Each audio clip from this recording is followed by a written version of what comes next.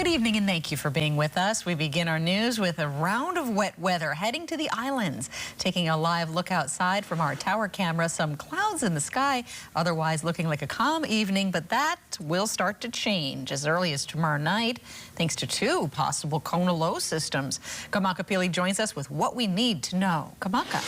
That's right, Gina. The clouds that you've seen lingering over Honolulu, that's all high clouds that's being pushed over the islands by this first Kona Low, which has developed towards the west end of the island chain. And what we're looking at is this water vapor imagery, and it helps to show the upper levels in our atmosphere. And we see this counterclockwise motion taking place. That is the first Kona Low that we're speaking of. Now, that really is going to be impacting the entire island chain, first in terms of those clouds that's being pushed over, but really impacting the west end of the islands, and that's going to be mainly Kauai and Ni'ihau in particular, and on the lighter end of the spectrum from the west end will be here on Oahu. But as we progress into the middle of the week, that second Kona Low, which looks to be more significant, looks to develop towards the west end of the islands as well, and then that's what's potentially going to keep some wet weather lingering around the islands pretty much through our extended forecast into next weekend. So what we're looking at is these two Kona Lows. Again, the first one is already developed towards the west.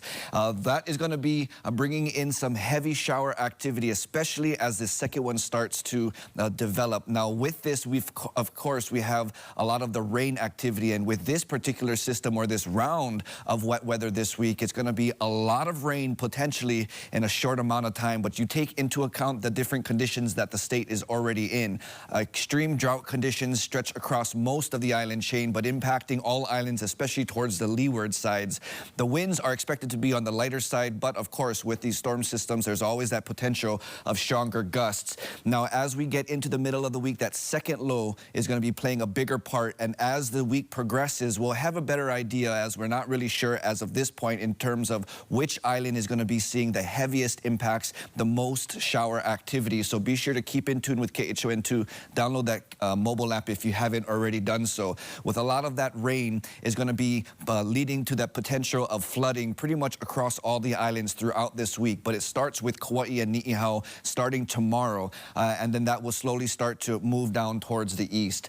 But speaking of east, our easterly winds continue, and we can see that being blowing in some of this low-level moisture that's going to increase some scattered showers for the windward areas this evening, especially though after the midnight hours. In particular for the west end, we can expect to see more numerous showers. Unfortunately, though, these easterly winds are going to be veering out of our favor and become more dominantly south as we get into Tuesday, and that will then lead us into the remainder of the week. So if we're taking a picture into at least the next 2 days, for tomorrow, a lot of clouds are expected across all islands, but we are expecting to see isolated to scattered showers for most of the state. For Kauai, though, we're expecting likely showers, especially for the east end, but pretty much all around the island. As we get into Tuesday, that's when we're going to start to see the isolated threat for thunderstorms start to increase, and that's going to slowly start to move over towards the east end of the islands, and our winds, of course, will be shifting down towards the south. Stick around, I have more on what you can expect with this week coming up, but for now, Gina, back to you. Thanks, Kamaka. The National Weather Service says it will be issuing watches and warnings as necessary as they continue to monitor the two systems. Officials say for now this appears to be more of a rain event than a wind event. They say Kona lows are difficult to predict, but there is the potential for flooding and fast runoff. It's hard to say right now which islands or which locations are going to get most of the rain, but it could be, at this point, it could be anywhere statewide could experience heavy rain or thunderstorm. Kona lows have brought significant flooding and damage to the state in the past. In December 2021, the National Weather Service recorded 50 inches of rain in a single day on Kauai, along with significant flooding in South Maui and on Oahu. Download the KHON2 mobile app to get the latest updates from our weather team.